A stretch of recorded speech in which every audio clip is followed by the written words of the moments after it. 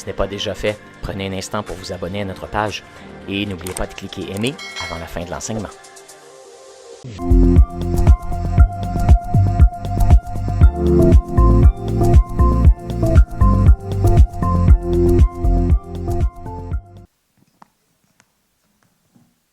Bon matin, bon matin. On est dans une petite série qui s'appelle « Tout ce que vous devez absolument savoir ». Alors, on a fait quelques... Je vais juste descendre ça un petit peu. C'est l'autre, hein? C'était celui-là, OK. Tout ce que vous devez absolument savoir sur le royaume de Dieu. On a fait aussi 2 semaines sur ce que vous devez absolument savoir sur la prière. Et l'autre, c'est tout ce que vous devez absolument savoir pour suivre Jésus. C'est ça aujourd'hui notre thème. Tout ce que vous devez absolument savoir pour suivre Jésus. Et ça, c'est valide que ça fait des années que vous soyez chrétien ou que vous êtes en train d'explorer la foi. On a-tu le petit vidéo? Parfois, dans la vie, on sent que c'est une question de... comme si on jongle dans la vie. Alors, vous voyez, on travaille fort, on a différents rôles dans nos vies. On a différents domaines de vie. On a nos carrières, on a le loisir, on a la santé, on a nos amitiés aussi, le domaine de nos amitiés, qu'il faut prendre soin de nos amis, connecter avec eux. On a le bénévolat, on veut s'impliquer dans la communauté. On a aussi la croissance personnelle parce que c'est important de se développer, de grandir, d'apprendre, de se développer. Le niveau de l'éducation, certains d'entre vous sont à l'école ou si vous n'êtes pas à l'école présentement, vous voulez grandir et vous éduquer formellement ou informellement. Il y a aussi la famille, les enfants. Il y a la famille élargie aussi. Il y a le couple, parce qu'il faut prendre soin de son couple. Hein? C'est ça qui est plus important. Il y a aussi le civisme. C'est le temps de faire les taxes bientôt. Ça fait partie des choses qu'on a à faire. Et il y a aussi, dans tout ça, il y a la spiritualité qui fait partie d'un segment de nos vies. Et voilà qu'on jongle avec toutes sortes d'attentes. On a nos propres attentes. On a les attentes des autres. On a les choses qu'on perçoit des attentes des autres. Et parfois, on est comme des gens, comme des jongleurs comme ça, qui font vraiment leur meilleur, mais qui disent, on dirait qu'à tout moment, tout va péter. Est-ce que vous êtes déjà senti comme ça? Je tiens toutes les assiettes, mais s'il y a un événement qui arrive dans ma vie, ça va être complètement le chaos. Tout va tomber, tout va casser, puis ça va être le désordre. Le désordre. C'est comme ça qu'on peut se sentir parfois dans la vie. Qui se sent stressé juste à regarder cette image-là? Qui se demande pourquoi vous êtes stressé des fois dans votre vie? Hein? C'est parce que souvent, c'est comme ça qu'on est. Souvent, c'est comme ça qu'on est. C'est pas surprenant que souvent, on se sent à bout de souffle. Bout de souffle dans notre vie. Mais dans les 2 prochaines semaines, on va parler de 3 invitations afin de suivre Jésus. Et ce matin, je vais parler de 2 parties. On appelle ça les 3 invitations irrésistibles pour suivre Jésus. Puis les 2 premières qu'on va parler aujourd'hui, c'est « Viens à moi et habite en moi ». Viens à moi. Je vais commencer avec le passage dans Luc 11, versets 28 à 30, dans la version Le Sommeur. Il dit « Venez à moi, vous tous qui êtes accablés sous le poids d'un lourd fardeau, et je vous donnerai du repos. » Prenez une grande respiration. Après d'avoir écouté une vidéo comme ça, c'est nécessaire. Mais voici, venez à moi, c'est un terme grec. En fait, on dit venez à moi, mais c'est juste un mot. Puis c'est une salutation qui littéralement veut dire « Hey, toi ici, toi Dominique, toi Nadine, toi Dan, toi Sylvain, toi présentement, tout de suite là, viens immédiatement.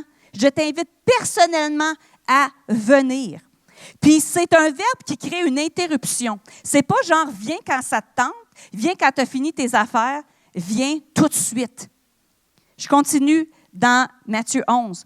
Venez à moi, vous tous qui êtes accablés sous le poids lourd, le poids d'un lourd fardeau, et je vous donnerai du repos.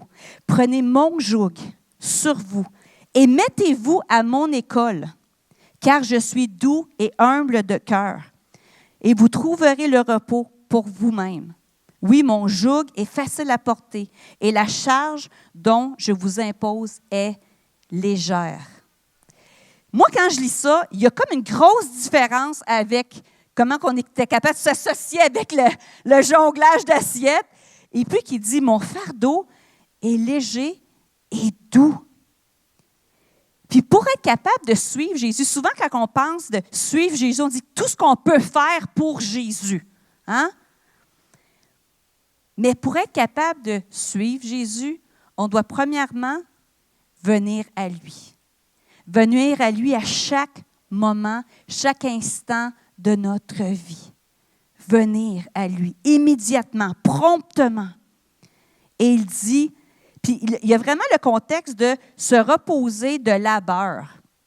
Puis le mot labeur décrit une personne qui est devenue complètement épuisée en fonction, en raison d'avoir porté une charge continue et ininterrompue durant une longue période de temps. Alors, ce n'est pas juste quelqu'un qui fait comme sa job de 8 à 5, là, de 8 à 4 ou de 9 à 5. C'est un poids, une labeur, c'est un travail, des responsabilités qui est constant. Le théologien Rick Renner développe encore plus le terme qui traduit par un lourd fardeau. Hein? Il dit, Jésus vient de dire, venez à moi, vous tous qui sont accablés sous un lourd fardeau. Et puis, ce qu'il dit, c'est que ici, le lourd fardeau, ce n'est pas comme un athlète qui lève des poids lourds. Parfois, on pense un lourd fardeau comme un Louis Cyr, là. C'est quelqu'un de très fort, il serait allé au gym, qui aurait pris un poids comme ça.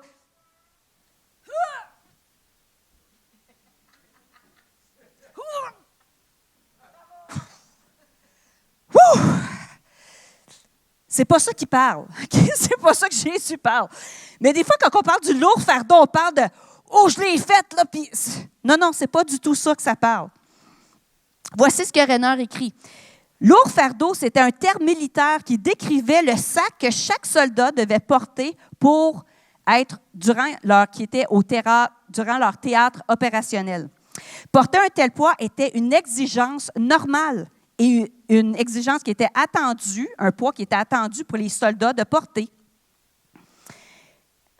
Le poids du sac à dos était déterminé selon la longueur du voyage. Alors, plus que le voyage était long, plus qu'ils devaient porter des armes, ils devaient porter leur tente, ils devaient porter leur nourriture. Ça fait du sens. Si tu as un petit voyage, tu vas dans une randonnée, tu t'apportes un petit backpack. Pascal, il en a fait quelques-unes randonnées. Il va partir quelques jours là, dans la montagne. Puis moi, oublie ça. Je n'ai pas la capacité de lever un backpack comme ça parce que tes ressources que tu as besoin dépendent de la longueur, de la durée de ton voyage. Alors, encore là, tu sais, il y a l'image dans ce contexte-là que Jésus fait référence à des personnes qui faisaient leur travail pendant une longue période de temps. Non seulement ils faisaient le travail pendant une longue période de temps, mais leur travail n'était pas encore fini. Là, il y avait encore beaucoup de besoins à rencontrer. Le cheminement, il n'était pas encore fini. Il y avait un bout de chemin à faire encore. Et sachant à quel point ils étaient épuisés et que la distance qui allait encore à parcourir était significative, Jésus dit, « Venez à moi et je vais vous donner du repos. » Ça, c'est une image puissante parce que ça représente, imaginez le backpack qu'on porte, là, qui est des choses normales et attendues, qui n'est pas extraordinaire, là, mais en même temps, c'est la durée. Tu sais, tous les rôles qu'on porte en tant que parents, que fils, de filles. Certains d'entre vous, vous avez pris soin de vos parents qui vieillissent, que le temps, l'énergie que ça a pris, la dévotion, c'est un fardeau, qu'on le fait avec joie parce qu'on aime nos parents, mais c'est quand même quelque chose à porter, c'est une responsabilité. Nos fils, nos filles, nos amis, nos employés, nos patrons, tous les rôles qu'on a, de responsable de ministère, même de prendre soin de certaines personnes. Certains d'entre vous, vous avez immigré au Canada et vous avez de la famille au pays que vous travaillez fort pour envoyer des sous à la famille aussi. Fait que ça l'amène un autre, comme un fardeau à porter. Et certains d'entre vous, vous attendez encore une demande d'immigration. Votre conjoint, vos parents ne sont pas encore là. Ça fait des mois et des mois et des mois que vous les entendez et c'est dur d'être séparés. C'est dur d'être séparés. Je pense à notre frère Lucien. J'ai prié pour toi, Lucien, cette semaine. Frère Lucien qui a un bébé au mois de l'été passé. Ils sont allés voir son nouveau bébé, mais il fallait qu'il retourne parce que sa femme a son visa, mais pas les enfants. Ils ne sont pas capables d'avoir. C'est de vivre dans cette tension-là. C'est un fardeau de vivre. Moi, j'ai été séparée 3 semaines de Pascal, là, de toute ma vie. En 25 ans de mariage, j'ai pleuré ma vie, là, OK? Là, écoute, on ne parle pas là, de Gutenberg et Abed qui ont été séparés pendant 4-5 ans. Là, c'est incroyable ce que vous vivez, là. Plusieurs d'entre vous vivez ou avez vécu. Alors, c'est ça un petit peu ce qu'on voit. L'idée on a des choses à porter et on ne peut pas juste dire « Ah ben moi, j'arrête d'être la mère de mes enfants, là, j'arrête d'être… Non, on continue de porter ces rôles-là. Mais à travers tout ça, Jésus dit « Viens à moi, je vais vous donner le repos. » Souvent, on a l'idée on veut bien jongler toutes nos responsabilités. Mais est-ce que je peux vous dire que l'idée de jongler tous nos rôles, là, c'est inatteignable. L'objectif n'est pas l'équilibre et la balance parfaite, mais c'est le développement d'un rythme de vie sain et durable. Parce que Jésus travaillait très fort. Il était très dévoué, mais il prenait aussi des temps considérables de repos. Où est-ce qu'il se réfugiait auprès de son Père en des moments de solitude? Parce qu'il savait que ça commençait là. Et c'est pour ça qu'aujourd'hui, on parle de tout ce qu'on doit savoir pour suivre Jésus. Et j'aurais pu commencer. On porte sa croix. Et oui, ça fait partie de vivre. Ça fait partie de suivre Jésus. Mais ça commence à venir à lui, nous décharger. Parce que lui prend soin de nous. Lorsqu'on on alterne notre rythme entre le travail et le repos, la nécessité de s'évader n'est plus là, puis le burn-out, ce n'est plus une fatalité. Jésus dit, venez à moi, vous tous qui êtes chargés et fatigués. C'est toi qui travailles dans un milieu de travail exigeant, toi qui fais face à toutes sortes de tentations à l'école, toutes sortes de défis, toi qui fais face à des épreuves, des maladies, qui te donnent. Viens à moi et je vais vous donner du repos. Le terme, c'est intéressant parce que souvent, tu as l'expression « et je vous donnerai du repos », mais dans le grec, c'est seulement un mot.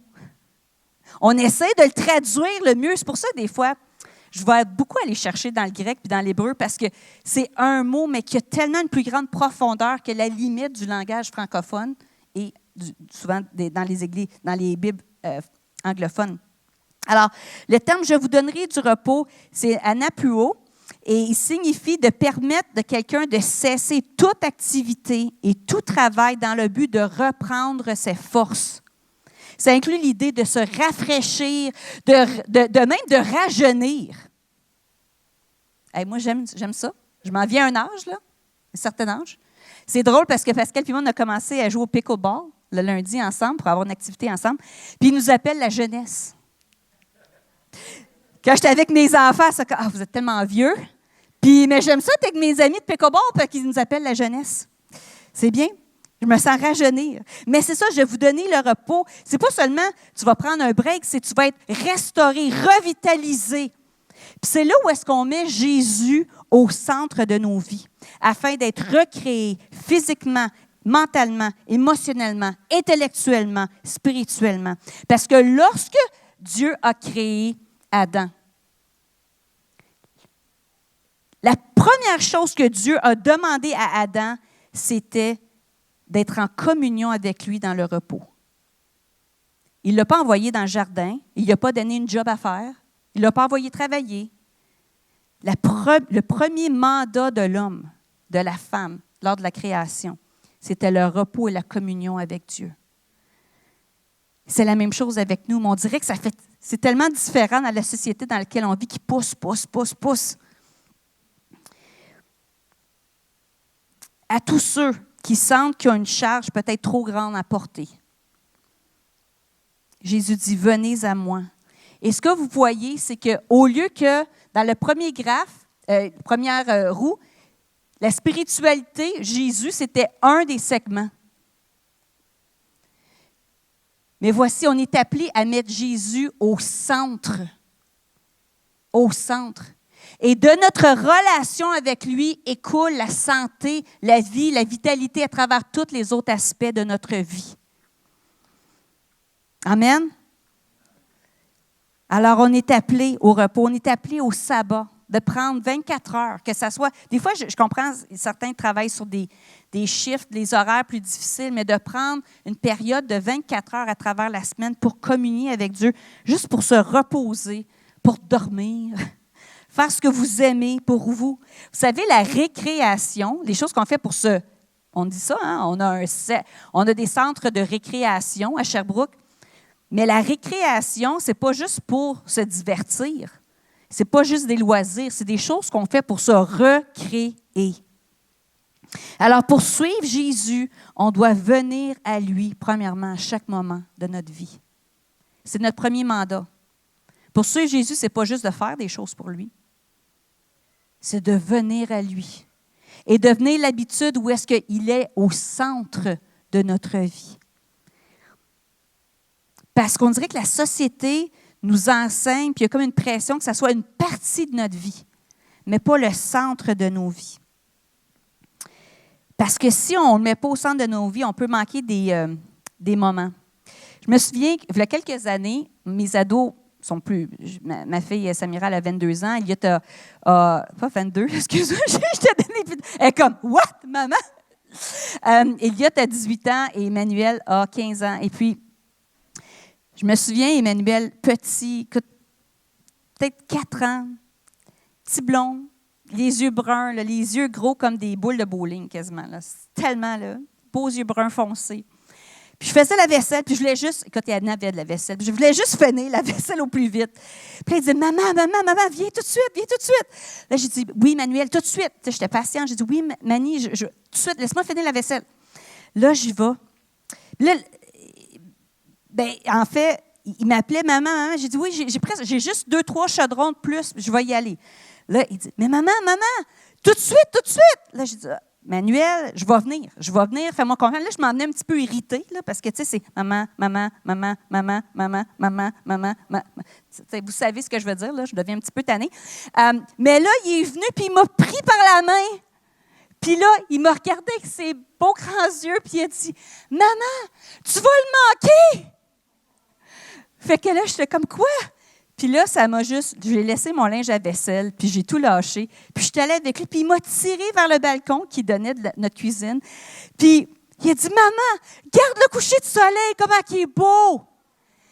Puis c'était comme un chef-d'œuvre avec des couleurs. Il y avait du rouge, du bleu, du mauve. Oui, il y avait du bleu. C'était incroyable, c'était fascinant. Et j'étais complètement bouche bée. Oh!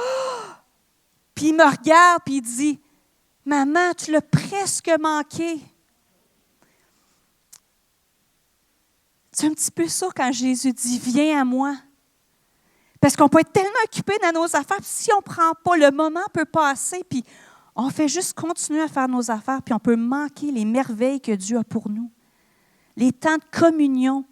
Alors, notre premier mandat en tant que disciples, de gens qui veulent suivre Jésus, c'est seulement d'être avec lui, de venir à lui.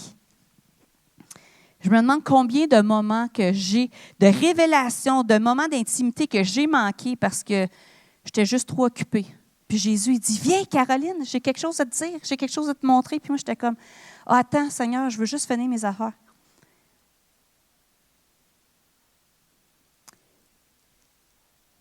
Le repos. Est-ce que vous avez besoin de repos ce matin? Levez votre main si vous dites, moi, j'aime l'idée de me reposer. Amen. Il y a 3 personnes, non? OK, oui. Il y a les gens, ça devient plus en plus honnête. Amen. Amen. Et voilà que Jésus dit, prenez mon joug sur vous et mettez-vous à mon école. C'est intéressant, ça. C'est une version différente, la version du Sommeur. Ça veut dire, suivez-moi comme mon disciple. Apprenez de moi. Mettez-vous à mon école. C'est comme s'il dit, moi, je le sais que vous ne savez pas comment, mais je vais vous le montrer. Je vais vous montrer comment venir à moi. Je vais vous montrer comment soumettre votre esprit à moi. Je vais vous montrer comment passer du temps avec moi. Il continue, il dit, car je suis doux et humble de cœur. Ce que ça veut dire, c'est que je suis patient dans ton apprentissage. Je sais que ça ne vient pas facilement. Je le sais que ce n'est pas facile. Mais Jésus dit, je vais prendre le temps et je vais te montrer. Comme nous, on prend le temps de montrer nos enfants comment marcher. Quand mes enfants ils apprenaient à marcher, ils faisaient un pas, puis c'était comme les génies du monde. Alléluia! Merveilleux! T'es tellement intelligent, coordonné, extraordinaire! Et il a fait 1, 2, 3 pas, puis il est tombé en pleine face.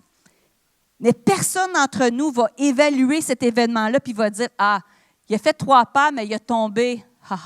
Tu vois? Quel parent dirait ça? Mais pourtant, des fois, on vit notre vie chrétienne comme si Dieu était comme ça avec nous. Comme s'il attendait qu'on se plante. Comme si on faisait quelques pas, puis oui, on commence à marcher dans la victoire, on a fait quelques pas de victoire. T'as tombé, hein? Je savais que tu tomberais. Si nous, on ne ferait pas ça à nos enfants, comment est-ce qu'on peut imaginer que Dieu le ferait avec nous? Frères et sœurs, on passe notre vie à apprendre. Quand on pense qu'on l'a, qu'on dit, il me semble que je l'ai. Il me semble que, tu sais, moi, j'étais comme, là, je sais comment avoir des enfants. Oui, je sais comment avoir des enfants, évidemment, j'en ai 3. Mais d'élever des enfants, mais là, c'était des adolescents. Là, c'est des jeunes adultes. Là, à chaque fois, c'est différent. Puis à chaque fois, c'est comme, on fait des erreurs, on s'habitue, on pense qu'on a la vérité, on s'ajuste, on parle, on discute, on apprend. C'est ça la vie. C'est ça la vie. Mais Jésus dit, viens à moi. C'est comme Pierre qui marche sur les eaux. Viens à moi. Et Pierre, il a coulé. Mais tu sais quoi, c'est le seul qui a marché sur les eaux. Ça valait pas la peine, ça? Qui retient l'histoire de Pierre comme, oui, le disciple qui a coulé? Personne ne pense à ça. On a dit, c'est le disciple qui a eu le guts de sortir de la barque, qui a marché vers Jésus. Dans la tempête, il fallait le faire. Mais pourtant, quand c'est notre vie, quand on essaie des choses, on dit, j'ai essayé, mais tu sais, ça n'a pas marché. Ou c'est dur. Je voulais lire ma Bible plus souvent. J'ai essayé au début de l'année, j'avais un plan, là, puis là, je suis aussi bien de l'abandonner parce que je suis comme 3 jours en arrière. Là, puis on fait ça. Quand c'est tellement pas la perception de Dieu envers nous. Tellement pas. Si nous, on est des bons parents, ou on fait ce qu'on peut pour être des bons parents, comment Dieu, qui est le Père parfait, nous prend, nous relève, puis on continue, ma cocotte. On continue, mon coco. On se relève, puis on continue. Première invitation, viens à moi. Deuxième invitation, demeure en moi. Dans Jean 15, verset 5, Jésus dit, « Je suis le cep de la vigne, et vous êtes mes serments. Celui qui demeure en moi, en qui je demeure, portera du fruit en abondance, car sans moi, vous ne pouvez rien faire. » Alors, j'ai apporté une branche. Il y avait un paquet de branches mortes. On a beaucoup d'arbres chez nous. On a genre 10 arbres. Mais je l'ai coupé hier. Et puis, voyez que cette branche-là n'a aucune chance de porter du fruit. Parce qu'elle est coupée. C'est ça que la parole dit. Si vous êtes coupé de moi, vous n'avez pas de chance de produire du fruit. Même s'il y a des bourgeons, mais la branche doit être connectée avec l'arbre. Même si vous en prenez un soin, là, même si vous mettez des décorations de Noël dessus, même si vous la peinturez, vous ajoutez des fleurs en carton pour que ça ait de l'air. La réalité, c'est que cette branche-là n'a aucun potentiel de porter la vie, n'a aucun potentiel de multiplication, parce qu'elle est déconnectée de l'arbre. C'est ça que Jésus dit ici. Demeurez en moi, restez connectés avec moi. Le terme demeurer, c'est le terme meno en grec qui signifie de rester, de continuer, de résider de manière permanente. Certains d'entre vous avez immigré au Canada et quand vous avez votre permis de résident permanent, on s'entend? Vous n'êtes plus des visiteurs, là. C'est chez vous. Comment est-ce que vous vous sentez quand vous avez votre permis de résident permanent? Il y a un sentiment d'appartenance. Et voici ce que Jésus dit, demeurez en moi. Demeurer, ça veut dire, faites votre résidence permanente en moi. Wow! En qui je suis, en ma nature, en mon identité. Prends résidence permanente en moi. Wow! C'est très différent que la première, tu n'as pas besoin de le remonter, Pascal, mais ce qu'on a vu au début, c'est que la spiritualité, Jésus, c'est un des aspects de notre vie. Quand on vit le dimanche, c'est un des aspects. Mais de rester connecté, demeurer en lui, c'est d'avoir Jésus au centre de nos vies. Et de déclarer résidence permanente en lui. Ça peut-être dire, OK, Caroline, c'est bon, mais ça mange quoi en hiver? Comment est-ce qu'on fait ça? Comment est-ce qu'on demeure en Christ? On demeure en Jésus en réalisant notre dépendance totale envers lui et en nous appuyant sur lui tous les jours. Il est au centre. Sans lui, on ne peut rien faire. C'est là que nous connectons avec sa sagesse, sa patience, sa grâce, ses stratégies de business, ses stratégies d'affaires, l'intelligence, la mémoire pour vous rappeler les choses que vous apprenez à l'école. C'est en lui que vous trouvez tout. Jésus dit qu'en dehors de lui, on ne peut pas rien faire. Mais quand on y pense, on peut faire beaucoup de choses sans Jésus. On peut jouer de la musique sans Jésus. On peut faire plein d'affaires sans Jésus. Jésus ne dit pas que sans lui, on ne peut pas rien faire. Mais il dit que sans lui, ce n'est pas un terme qui est quantitatif, c'est un terme qualitatif. Sans lui, tout ce qu'on peut faire, tous nos efforts, n'aura pas un impact éternel. C'est d'être connecté avec lui, comme la branche à l'arbre. Et on trouve du repos pour nos âmes dans la révélation qu'il n'y a rien qu'on peut ajouter à l'œuvre de la croix. Des fois, on pense que Jésus, à la croix, il a fait le plus gros de la job. Puis après ça, c'est notre job à travailler puis faire le reste. Il a tout accompli. Et notre seul mandat, c'est de s'approcher de lui. Et les laisser pour que ses motivations, son cœur, sa vision, sa perspective, sa générosité, ses habitudes de vie découlent en nous. Notre seul job, c'est de s'approcher de Dieu, d'apprendre à discerner sa voix parmi toutes les autres voix et d'à lui obéir. C'est ça notre job. Est-ce que vous vous sentez allégé ce matin? Être allégé. Demeurer dans son amour. Et c'est intéressant parce que alors que j'étudiais, puis je réfléchissais beaucoup à Jésus puis la vie, et on parle de que Jésus a été ancré dans l'amour du Père. Mais en même temps, s'il y a quelqu'un qui a eu une vie marquée par un potentiel de rejet, c'est bien Jésus. Écoutez, la vie et le ministère de Jésus étaient marqués par le rejet. Tout a commencé par sa mère qui était tombée enceinte hors mariage. Et dans ce temps-là, elle aurait pu se faire lapider là, pour ça. C'était Jésus, sa naissance, c'était un scandale. Et une abomination pour tout son village. C'est comme ça qu'il est venu dans le monde. Pas seulement ça, mais à sa naissance, il y avait un roi tellement jaloux qui avait peur de se faire enlever le pouvoir qu'il a tué des enfants dans toute la région pour être sûr que Jésus ne viendrait jamais, ne s'élèverait jamais comme le roi d'Israël. Il ne savait pas que c'était Jésus. J'ai fait des recherches. Il y a différents, c'est pas dans la Bible nécessairement, il y a différentes interprétations. Il y en a qui disent qu'il y a peut-être 20 enfants en bas de 2 ans qui ont été assassinés par Hérode lors de la naissance de Jésus. D'autres disent qu'il y avait jusqu'à 14 000 enfants qui ont été assassinés.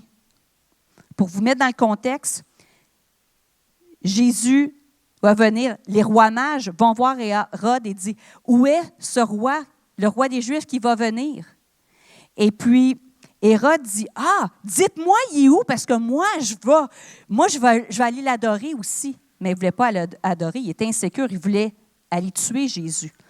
Puis, étant donné que Dieu avait dit aux rois mages de ne pas retourner voir Hérode pour leur dire il était où, Hérode il a décidé de tuer, de faire un génocide massif.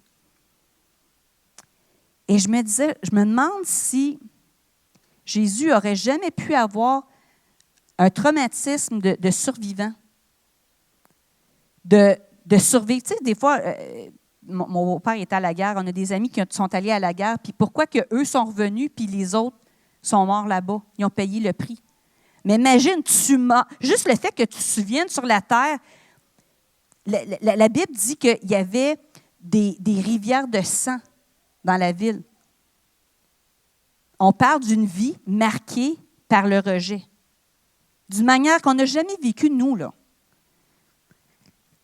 C'est comme ça que Jésus a commencé sa vie. Mais après ça, il y a eu d'autres choses.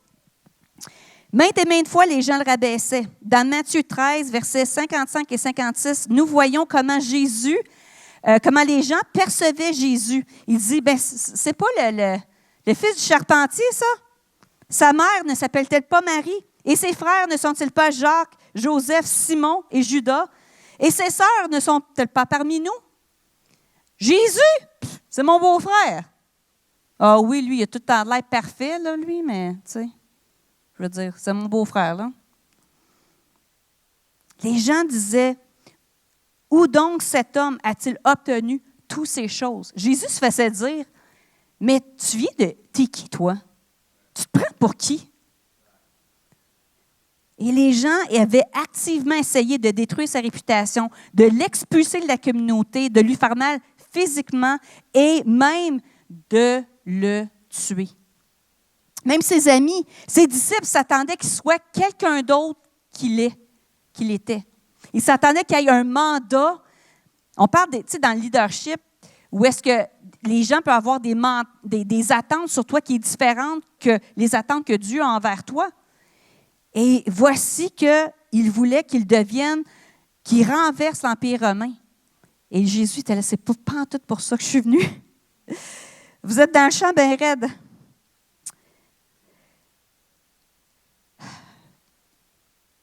Philippe Yancey, c'est un auteur, il écrit « La vie de Jésus a été définie par le rejet. Ses voisins se sont moqués de lui, sa famille ont remis en question même sa santé mentale. Ses amis les plus proches l'ont trahi et ses compatriotes ont troqué sa vie contre celle d'un terroriste. »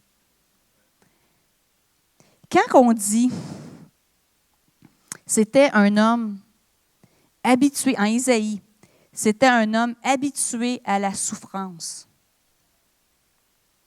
Le terme, ça veut dire habitué, c'est pas genre « ah, il a souffert à la croix ». Non, Jésus était habitué à la souffrance. C'est pas genre, des fois on regarde Jésus, puis OK, Lazare, il est mort, Jésus pleura, puis aller à la croix, ça a dû se faire mal, alors... La prophétie disait, cet homme-là va être habitué à la souffrance. Et pourtant, dans ce contexte, la tempête parfaite de rejection totale, là, certains d'entre nous auraient fait beaucoup de thérapie pour beaucoup moins que ça. On s'entend? Et Jésus était complètement sécure. On ne voit jamais Jésus avoir un soupçon par rapport à sa sécurité, sa valeur personnelle. Jamais, jamais. Il n'a jamais changé pour essayer de plaire aux gens. Il n'a même pas essayé de prouver sa valeur aux autres. Souvent, il disait, dites pas aux autres ce qui s'est passé. Parlez pas des miracles des autres aux autres. Garde ça pour toi. Il ne cherchait pas la gloire. Il était sécure. Comme si s'adapter pour plaire aux gens, ça ne faisait même pas partie de l'équation de sa vie. Ça ne venait même pas à l'esprit. Certains d'entre nous, on a vécu, on peut vivre du rejet dans notre travail, dans nos familles, peu importe la situation. La question, c'est, pour suivre Jésus, il faut être parfaitement sécure, dans son amour, mais comment est-ce qu'on y arrive? Puis dans Jean 15, verset 9, Jésus révèle son secret et nous lance cette invitation-là. Il dit, « Comme le Père m'a aimé, je vous ai aimé. Maintenant, demeurez dans mon amour. Demeurez, prenez résidence permanente dans mon amour. » On ne peut pas suivre Jésus sans avoir appris à demeurer dans son amour et juste se laisser aimer. Et savoir qu'il n'y a rien qu'on peut faire pour ajouter, pour se rendre plus ou moins plaisant à Dieu. Jusqu'à ce que nous sachions à quel point l'amour de Dieu est profond pour nous, large et conditionnel. Nous cherchons toujours à nous mériter cet amour-là et nous rendre dignes. Dans Matthieu 17, verset 5, ça nous dit que, alors, au baptême de Jésus, le ciel s'est ouvert. Et Dieu a dit, « Voici mon Fils bien-aimé, choisi et marqué par mon amour, délice de ma vie. » Il y a différentes traductions, mais c'est « joie de mon cœur, délice de ma vie ». Moi, c'est comme littéralement comme ça que je parle à mes enfants. Quand ils se lèvent le matin, un petit peu bougonneux, « Bonjour, le délice de ma vie ». Ils me regardent comme « OK, maman. » là. Vraiment, là, mais c'est comme ça que je me sens avec eux. Et des fois, on dit, Dieu a dit ça parce qu'il voulait valider le ministère de Jésus. Bon, peut-être. Mais je pense que Dieu l'a dit parce que Jésus en avait besoin. Il voulait l'affirmer parce qu'il était complètement Dieu, mais complètement humain. Et il avait besoin d'être affirmé par son papa, avec tout ce qu'il avait vécu. Juste de dire, je prends plaisir en toi, je t'aime. Ma prière ce matin, c'est que la voix de Jésus soit plus forte que la voix de l'ennemi, qui n'arrête pas de vous répéter que vous n'êtes pas assez bon. Qu'un jour, peut-être, tu vas être à la mesure. Tu n'es pas assez talentueux, pas assez beau, pas assez fort, pas assez fin, pas assez sanctifié, pas assez transformé. Jésus était en sécurité dans l'amour de son Père. Je vais inviter les musiciens à venir. On va faire un appel ce matin. Ça va être un appel au repos, à venir demeurer en Dieu, prendre du temps avec lui. Si vous avez besoin, on va avoir une équipe qui va être là pour prier avec vous. Voici que Jésus était en sécurité dans l'amour de son Père afin que nous puissions être en sécurité dans son amour. C'est ça l'identité en Christ. C'est-à-dire qui je suis à ses yeux. Alors, pour être capable de suivre Jésus, on doit premièrement venir à lui et demeurer en lui, avant de penser de faire quoi que ce soit d'autre. J'aimerais terminer avec le témoignage de... on a une petite vidéo que j'ai retrouvée, que j'ai dépoussiérée, j'ai trouvé de Jean-Charles et de Louise Ostigui, qui avaient fait un témoignage, ça fait un petit bout, mais alors que je priais puis je me préparais, je me disais, quel beau témoignage d'apprendre à demeurer et la puissance de la communion et de l'intimité avec Jésus dans des moments, dans les meilleurs moments et dans les pires moments. Est-ce qu'on a les vidéos prêtes? Super.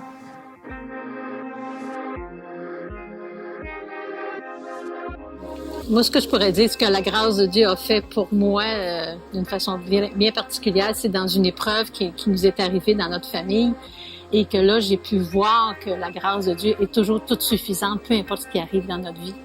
On avait une petite fille de 2 ans puis qui est décédée par noyade dans la piscine familiale. Et suite à ça, j'ai vraiment vu la grâce de Dieu se manifester dans ma vie, dans notre couple, dans tous les événements qui ont suivi cet événement tragique-là. J'étais en état de faiblesse immense. J'avais un besoin tellement grand. Mais graduellement, c'est comme s'il m'avait mis une couverture sur moi pour me protéger. Sa grâce me protégeait. Et au fur et à mesure que les mois continuaient, il m'a comme relevé la couverture tranquillement pour me laisser le temps de me guérir de cette blessure-là qui était quand même profonde. Ce que la grâce de Dieu a fait pour moi, c'était d'ouvrir une grande porte pour une communication dans toutes circonstances. Pour moi, ça a été cette communication-là qui était sans cesse ouverte et dans toutes circonstances, je pouvais m'en remettre à Dieu, parler à Dieu, puis je sais qu'il laissera pas mes pas marcher à côté, comme si on est sur ce marais-là, puis j'irai pas marcher dans le marais, je mettrai pas mes pieds à côté du sentier. Dieu fait la même chose avec moi dans ma vie. C'est vraiment, je trouve que la grâce de Dieu se résume ainsi pour moi. Dans une épreuve incroyable où est-ce qu'ils avaient perdu leur petite fille de 2 ans. Pouvez-vous vous imaginer? Demeurer en Jésus. Prendre du temps avec lui. Et aujourd'hui, on a le temps. Je veux vous donner l'opportunité de venir à Jésus. Je vous invite à vous lever.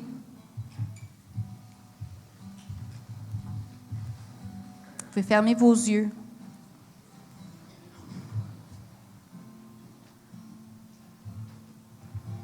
Si vous êtes ici ce matin et vous explorez la foi, mais vous n'avez jamais pris une décision formelle de venir à Jésus, de le suivre de tout votre cœur, de toute votre âme, de tout votre esprit, parce que vous avez tout le temps vu quelque chose, tout ce concept-là comme une religion et un fardeau au lieu d'une relation avec le Créateur de l'univers. Si ce matin, tu dis, moi, Caroline, je veux venir à Jésus, pendant que tous les yeux sont fermés, est-ce que tu pourrais lever ta main? Lève ta main ce matin pour dire, moi, je veux venir à Jésus. Amen. Plusieurs mains. Est-ce qu'il y a quelqu'un d'autre qui aimerait dire, moi, je veux venir à Jésus? Peut-être que j'ai exploré des concepts de spiritualité, mais aujourd'hui, je veux venir à une personne, je veux venir à Jésus.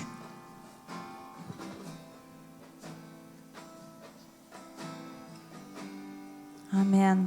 Merci pour les mains qui sont levées. On va répéter ensemble. Tout ensemble, pour ne pas mettre un enfant sur une personne. Là. On va tout répéter après moi. Seigneur Jésus, merci pour ton amour. Parce que tu m'aimes et m'acceptes comme je suis. Pas pour ce que je peux devenir, mais pour qui je suis maintenant. Jésus, merci pour la croix. Merci d'être mort pour mes péchés. Pardonne-moi pour mes péchés, pour toutes les choses qui m'empêchent de connecter avec toi. Aujourd'hui, tout ce que j'ai, c'est mon cœur. et je te le donne. Plus que jamais. Je te donne mes rêves, mes ambitions, mes douleurs, mon passé, mon présent et mon futur. Je viens à toi.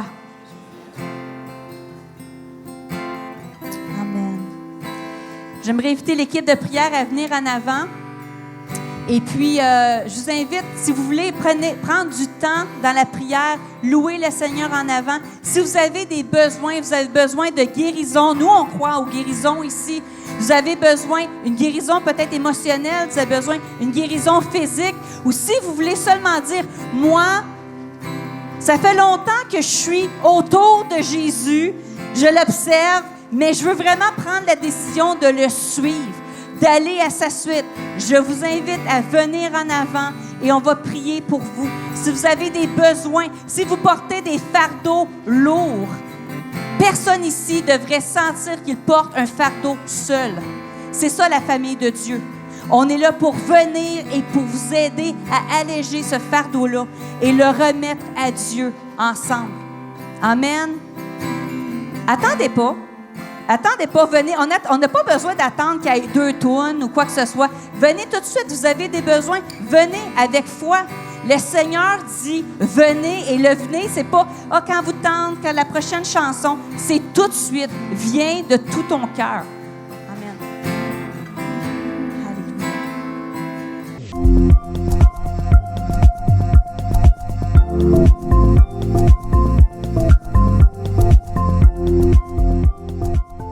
Si ce n'est pas déjà fait, prenez un instant pour vous abonner à notre page et n'oubliez pas de cliquer « Aimer » avant la fin de l'enseignement. Si vous avez besoin de prière ou d'accompagnement spirituel, n'hésitez pas à communiquer avec nous à l'adresse courriel suivante: sos@lecarrefour.org.